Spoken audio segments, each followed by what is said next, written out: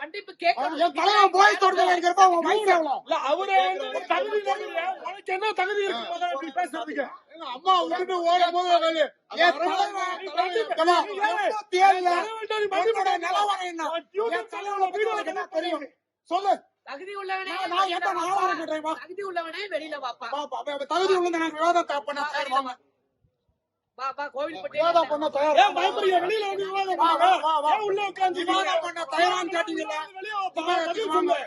இன்னைக்கு மன்னிப்பு கேட்கணும்னா வேற மாதிரி விவரத்தை சந்திப்பீங்க கண்டிப்பா. வாய் இருக்குன்னு எது வேணா பேசிடலாம். யூடியூப் பண்ண என்ன வேணா பேசிடலாம். இல்ல அங்கிட்டு ஒரு 10 ரூபா கொடுத்து அங்கிட்டு ஒரு பேச்சு, இங்கிட்டு 10 ரூபா இங்கிட்ட பேச்சு, இதுக்கு வேற போல பிழைக்கலாமே. உங்க தலைவனே எங்களை பத்தி பேச மாட்டாருங்க. அவரு கூட மரியாதை பேச இந்தாலும் யாரு பேசுறதுக்கு? உங்க தலைவர் சீமானே உங்களை பத்தி தவறா பேச மாட்டாரு. எங்க தலைவரு பியூட்டி வர்றது கூட தகுதி இல்ல. பரவாயில்லையே. அவர் வயசு என்ன, உங்க வயசு என்ன, அனுபவம் என்ன? அவரு சீமான் தலைவர் பத்தி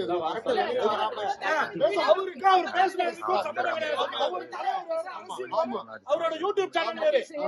நம்ம வந்து இவரு மன்னிப்பு கேட்கணும். எதுக்காக வந்து ஒரு தனி மனித விமர்சனம் பண்ணிட்டு இருக்கீங்க? திரும்ப திரும்ப பணம் வாங்கிக்கிட்டு எதுக்கு ஒரு தனி மனித விமர்சனம் பண்றீங்க?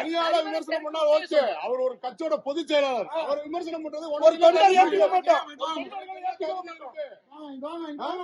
உனக்கு என்ன தகுதி இருக்கு? கோவில்பட்டு வந்து